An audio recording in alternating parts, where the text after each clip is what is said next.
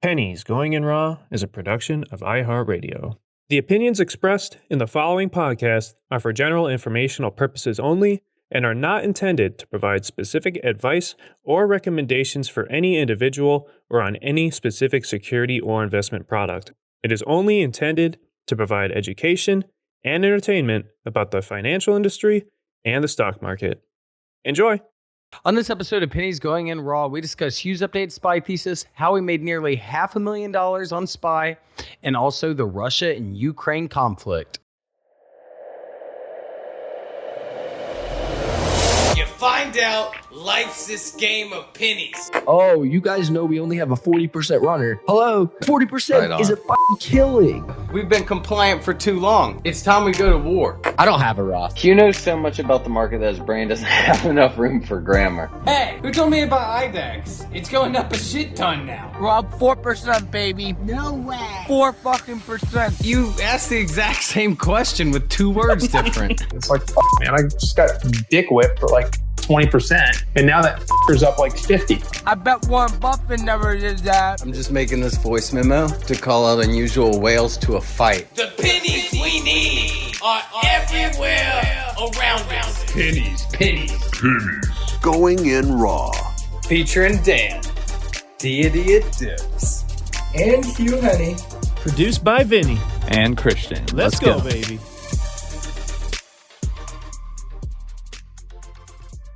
Welcome back to another episode of Pennies Going in Raw. Today is Wednesday, January the 26th, and SPY has been on a mission.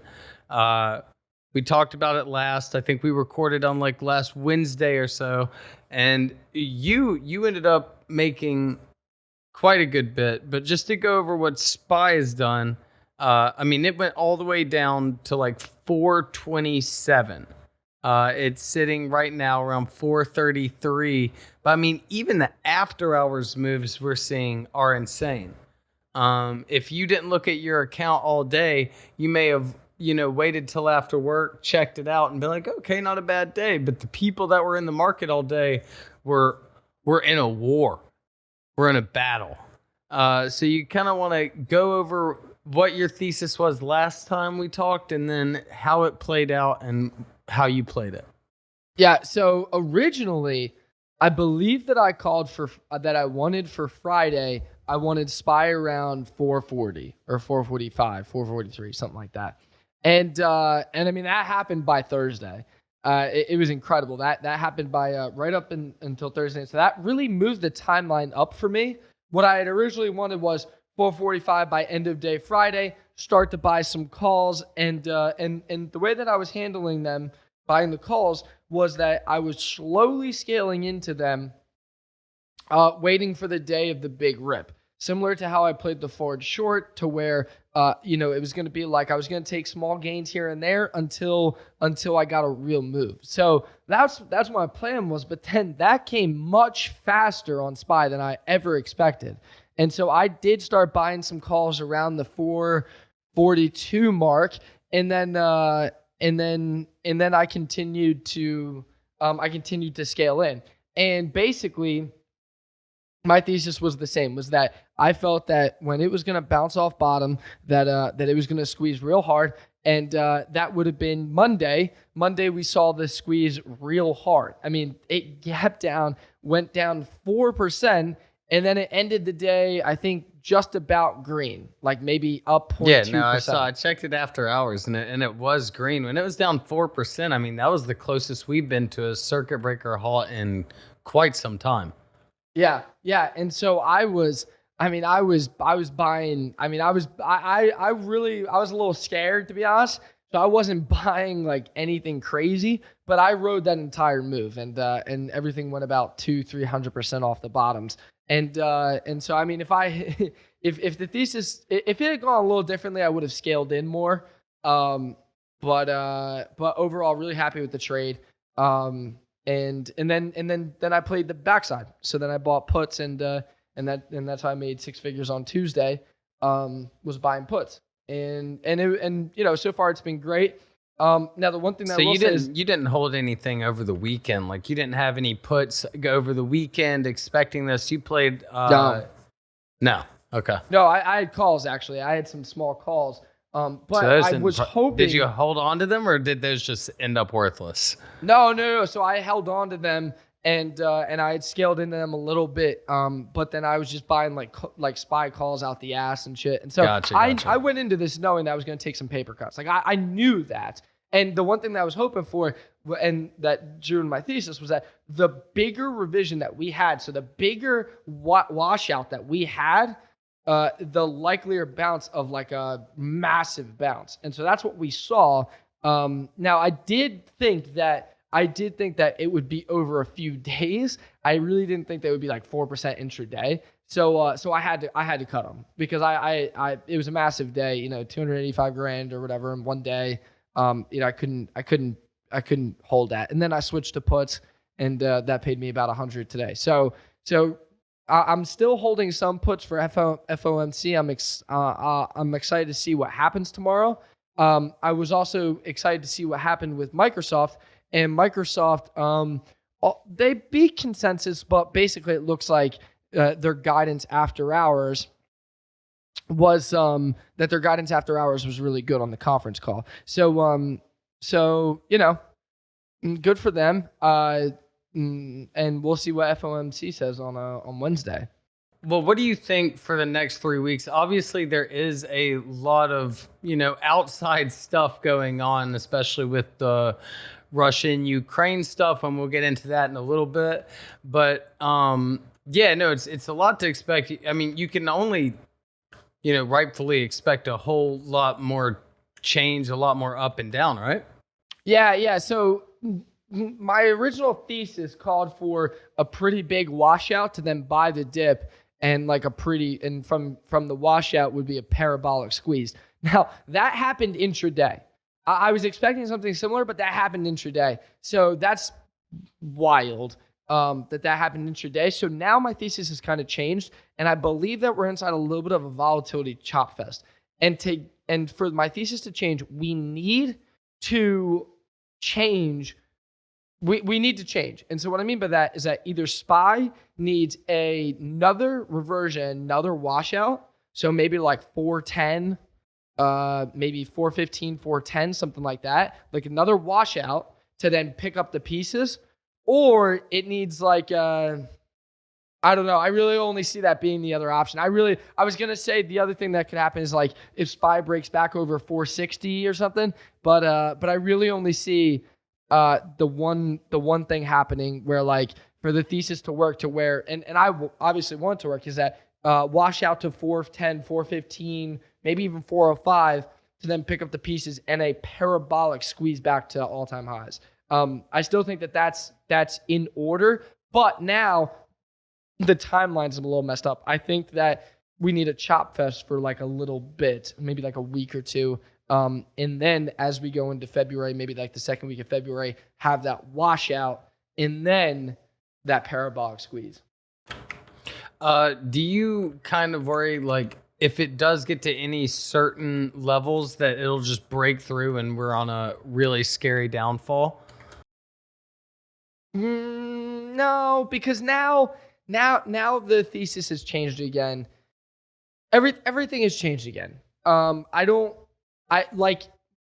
Rate hikes of 1 to 2%. This is priced in now, in my opinion. It's priced in. If that happens, we don't need that doesn't need to go crazy. Let me think about it. No, I think basically we need one more big parabolic squeeze. I don't even think that I don't see a world where we realistically go below 400 before we see 470 again. All right. Well, I feel it in my nuts. Even if the whole Russia-Ukraine thing gets worse, and you don't, okay. Well, go ahead. We'll go into that next. You're way more. Yeah, way more. Okay, dude. So I spent some time researching this. So are you ready to get educated in Crimean or Ukraine, Russia, all that? I am personally. I can't wait. Okay, so I'm sure people are gonna get mad at me for forgetting stuff, but keep in mind this is the most simplified 100 years because we're starting in 1922. So I just want just to preface a lot of this. The Crimean Peninsula is in Ukraine. Ukraine borders Russia. Okay, let's get this thing going. So in 1922, Ukraine officially became a part of Russia, right? Well, 11 years later, Stalin does some fucked up shit to the Ukrainians, like make them meet crazy agriculture quotas before they could eat, which led to the Great Famine where over 10 million Ukrainians died. You know, kind of fucked up dude. After World War II, Stalin also decided Ukraine wasn't Russian enough. So he moved a ton of Russians to the Crimean Peninsula, which is in Ukraine, and forcibly deported a ton of Crimeans to Central Asia. So you can kind of see why the country may have a little split influence on Russia and not, you know, some may like them and some may not, you know, the ones they moved there as opposed to the ones that got fucked over. You know, fast forward a bit, 1991, Ukraine left the USSR and declared independence at the cost of a pissed off neighbor, which is Russia. And it didn't take long for them to try and get a Russian president elected. And after a while, Russia finally did. So now we got a little Russia influence in Ukraine after Ukraine finally had a good bit of time being independent. They don't like that. So in 2010, a pro-Russian president finally gets elected, super fairly, I'm sure, and everything was basically all fine and dandy as Putin finally had all the influence he needed in Ukraine. So for 3 years, and the pro-Russian president refused. So that lasted for 3 years. And then the pro-Russian president refused to sign a deal with NATO to make Ukraine politically and economically closer with the EU. And instead signed a deal with Russia. So now they're getting more Russian instead of getting more EU. They don't want that. That kind of pissed off the Ukrainian people. So they started protesting, and that lasted fucking months, led to violence and several deaths. And then the pro-Russian president flees the country. It's crazy shit. This is happening like 7 years ago. So in 2014, after Ukraine got the pro-Russian president out, Russia was like, fuck that. That's lame. And invaded and started occupying the peninsula. And it's the peninsula in South Ukraine, Crimean Peninsula, the Black Sea right under it. So now Russia has annexed and occupies part of Ukraine. Okay, so now we're getting to 2021. This is where all of us is what's happening now. So in April last year, the Russian military moved around 100,000 troops to the Ukrainian border. That's a decent percentage of their troops. And that's kind of sketchy because they already are occupying part of you. You don't like that. And also there's been a serious war for the past 7 years in the East where Russian separatists and the Ukrainian army have just been fighting for fucking years. People that really like Russia in Ukraine and the Ukraine military. And over like 14,000 Ukrainians have died in that. So a lot of fighting there. So, kind of sketchy if they recently invaded and occupy a part of your country and you have a Russian-funded separatist in a long-ass war in another part of your country. Well, that drew a red flag, but shortly after, the 100,000 troops dipped from Ukraine, but they left all their heavy artillery. So they were on the border. The troops were there. They brought all their shit. They left their shit. All right. 8 months later, they're back. That's December, mainly positioned in Crimea and on the eastern borders where the Russian separatists are fighting. So now you got all these Russian army, military, blah, blah, blah, on the border of the country. And now it's like Biden saying if they join in or if they invade, we're joining. You know, so if they do invade and we hop in, I mean, that's where it all starts. I mean, that's where the market starts to get sketchy. We already have 8,500 troops, obviously not a ton, on high alert. But any thoughts on, you know, the possibilities of this happening? I mean, Putin wants to get in Ukraine. Obviously, there's your little history lesson. You're welcome, guys.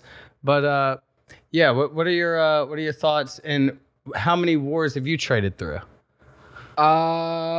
So I don't really, none really. I mean, so we were in war, I guess, but it wasn't like a direct like we were allies. Like you take Afghanistan, you know. But here's the thing. I'm just rolling through this inside my head. See, this is the thing. Okay, obviously nobody wants war. obviously. But from an economic standpoint, if the government's spending more money, they're putting more money into the economy, which is obviously good for the economy, which is good for the market.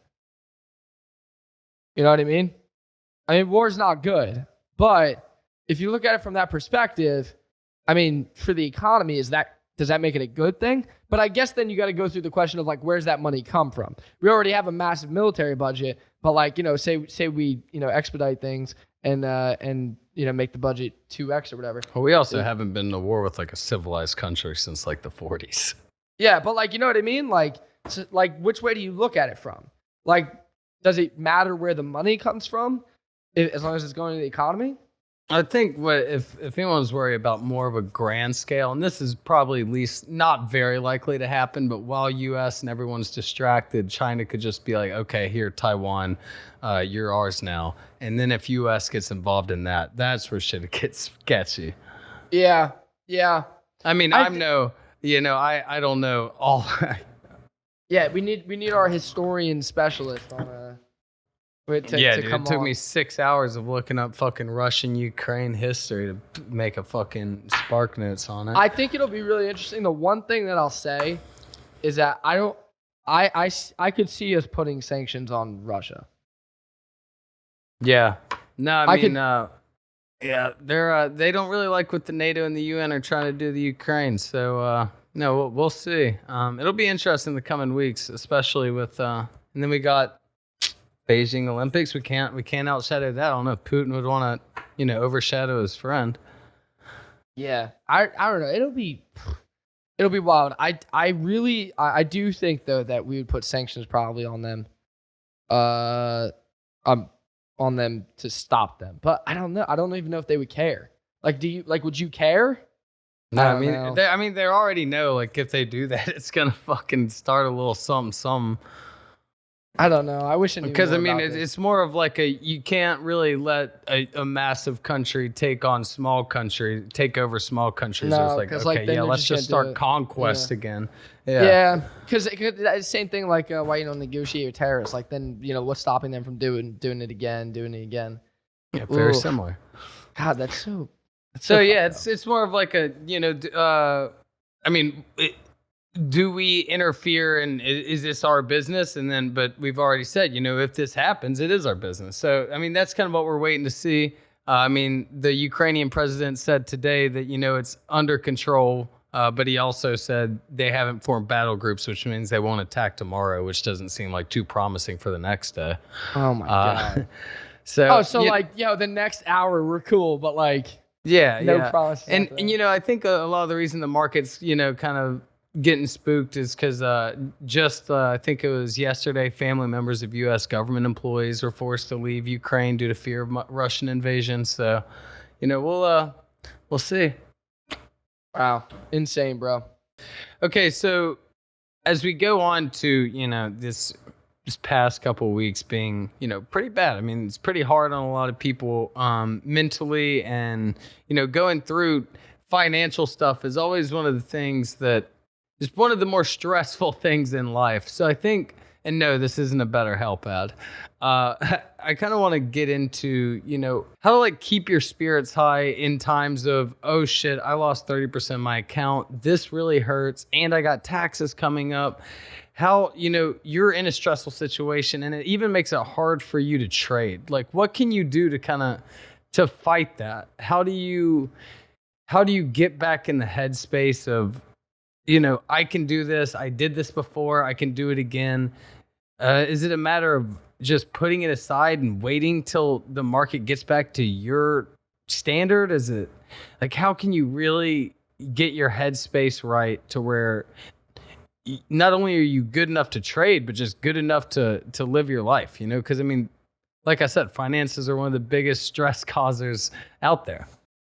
Yeah, you'll definitely always, finance will always be a stress.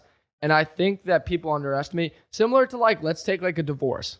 Okay, similar to a divorce, you just don't probably go out there and start dating immediately.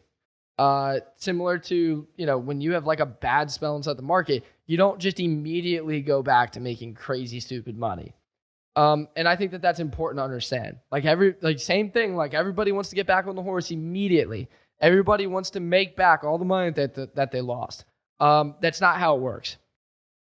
And so usually what I like to say is that I like to say change the things that are around you. So I had someone reach out the other day and I said, okay, first thing I would do is that when you wake up in the morning, if it sounds like you're really stressed when you wake up because all you ever think about is money, money, money. So instead, wake up half an hour earlier, use Headspace or whatever for 15 minutes, meditate, and then listen to an audiobook. I like David Goggins' book. And so what that usually does is that I found for myself is that the meditation brings me to like this deep relaxation of like not being stressed. And then the David Goggins book or like any book similar to that, like, on personal growth and confidence, it kind of brings me like that killer confidence mentality where it's also like, I'm going to attack the day. And that's been a recipe for success for myself and for others that has worked. Because like I said, it's instantly, if you wake up stressed with anxiety, the meditation helps you relax. And then from there, it's the David Goggins book or whatever. The David Goggins book gives you that killer confidence and to attack the day. That's it. Like I said, in my experience, that's what I found helps. Yeah, so I think one of the main things is they'll get into this funk. They're already down. That's causing them this mental stress, and then they're trading, and the market's still down, and that they're keeping them to still lose. And can I even do this anymore? It's kind of like if someone breaks something, they have to get surgery, and then they have to have rehab. It's like you don't just immediately hop back in. If you fuck something up, take some time to figure out how to do it again, how to do it better, how to do it safer. And I think that's a good time to enter, especially after you've lost a good bit of money. And even more importantly, heading into a new year where you still have the taxes coming up and you still have a lot more financial responsibility that you're still going to have to attack and not just stocks. Hey, if you lost it towards the end of the year, so what? But now it's, there is a responsibility of the amount of cash you have on hand. Yeah. So that's I feel like you really have to make, like I said, like that lifestyle kind of change. Like it's not a lifestyle, but it is kind of a lifestyle. And then the next thing is that you really just got to take it slow. Like everybody's been waiting for the other shoe to drop, myself included. And then it dropped and like I got smoked, everybody got smoked, and we were all like, oh shit, like the other shoe dropped. Yeah, we always talk about waiting for the dip and how we always want that dip, and then it comes and it's here, and now everyone's like, fuck this, please go back up. But I mean, now it's like you are seeing it very clearly. Yeah, and the market is you hear it all the time. The market is the only store where people run from 25 to 30% off deals.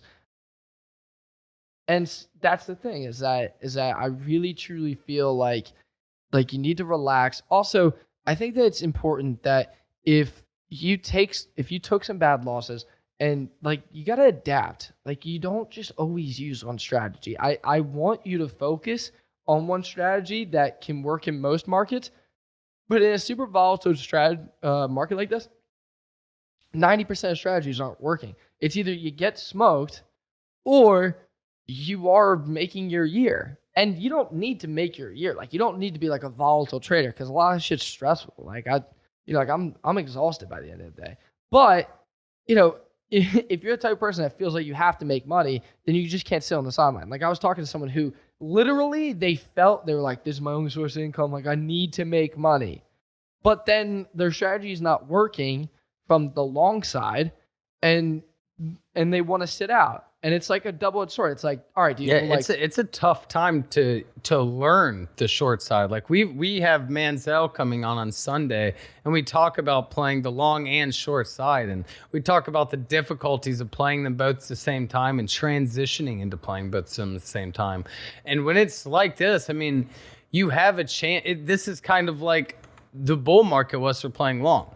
And some people may say this isn't the time to learn it, but at the same time, I mean, if you're just getting smoked on longs, if you start playing puts or something, at least you have a set loss that you can stick to, and not exactly if it does reverse, and you're shorting it, zoom, you're fucked again. Oh, there goes another 10% of my account. Mm-hmm. Exactly. So I do expect, let me say, so I think that you got to know yourself, because if you can't sit on the sideline, but then you also, if you're the type of person who always needs to make money, but then you're not making money, I don't know. You got to figure it out. You got to figure it out. If you always are trying to quote unquote trying to make money, then you can't bitch when when your strategy's not working. Like, that's what it comes down to. And honestly, it's kind of like exactly what. Here we go, sports analogy. It's exactly what the Los Angeles Lakers are going through. Like, you don't know. Do you sit Russell Westbrook in the fourth quarter? I mean, he sucks, but you're paying him $44 million a year. He's an absolute liability, and he can do something good for you every now and then. But more often than not, he's just going to brick it and then throw a terrible turnover. You got to know you can't have that. You got to bench yourself eventually. And you got to accept a new role sometimes. Sometimes there are teams that your play style doesn't work against. That is this market, and that is, And so that's something to think about there. Yeah. No, and the last point, and I'm not trying to be a jerk here, but the market's hard, and the market really hasn't been that difficult for 15 months.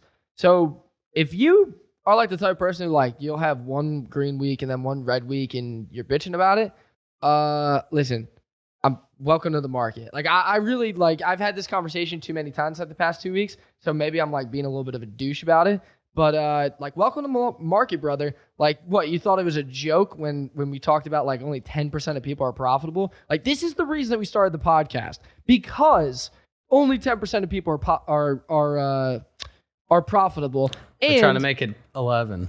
Yeah, exactly. And the barrier to entry is so high. That's the whole reason that we do PGIR. I'll tell you right now, Dan and I do not come here for the paycheck. Okay?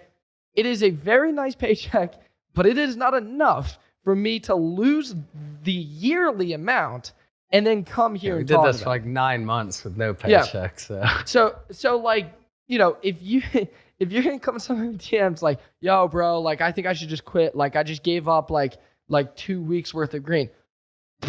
Honestly, pat on the fucking back. You're probably doing better than most. So relax. Welcome to trading. I feel I should put a big sign welcome to real trading. And pat you on the back and slap your ass on the way in. This is how things are. It doesn't always go up. Buy the fucking dip doesn't always work. All the memes when you buy the dip and it keeps on dipping, they're real. Yeah. They are real. They're real. So listen, go easy on yourself. The last 15 months has been easy. If this is your first 15 months, you'll be killing it. Congratulations. But now, boys turn to men. And if you listen to us just for the pure fun of it, I'm flattered. But maybe get a notebook out. Listen to some of the shit that we say, because all of this is based on our experiences and what we went through. And as much as I love hearing myself talk, I had tons of other shit that I'd rather be doing. That's all. All right, fuck y'all. So, kind of going on to one last thing, we have a little challenge for you guys. It'll end in, let's say 2 weeks. Say not next Monday, but the next Monday and then the Tuesday after that. If I had a notebook out, I'd get a thing. So 4 more episodes.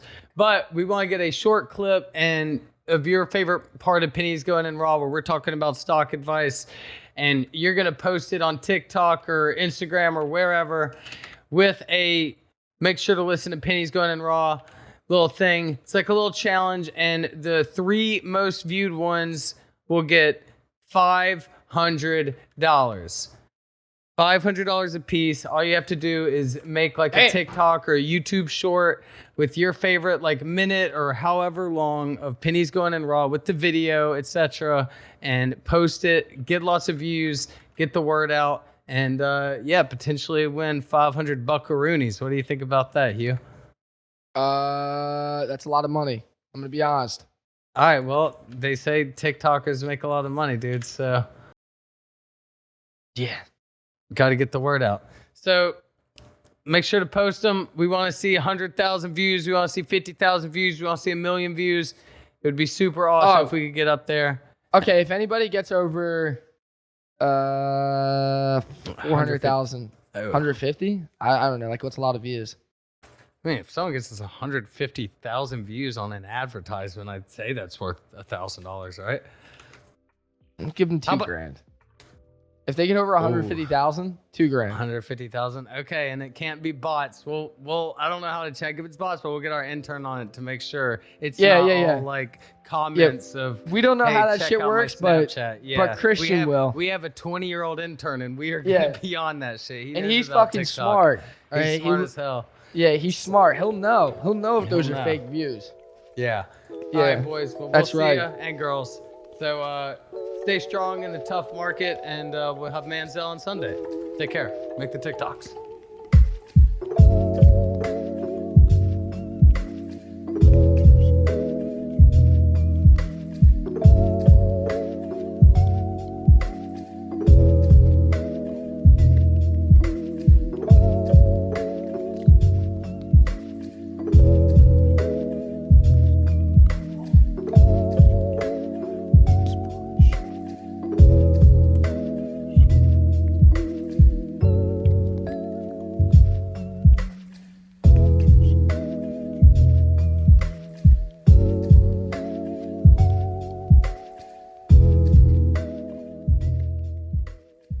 Pennies Going in Raw is a production of iHeartRadio. For more podcasts from iHeartRadio, visit the iHeartRadio app, Apple Podcasts, or wherever you get your podcasts.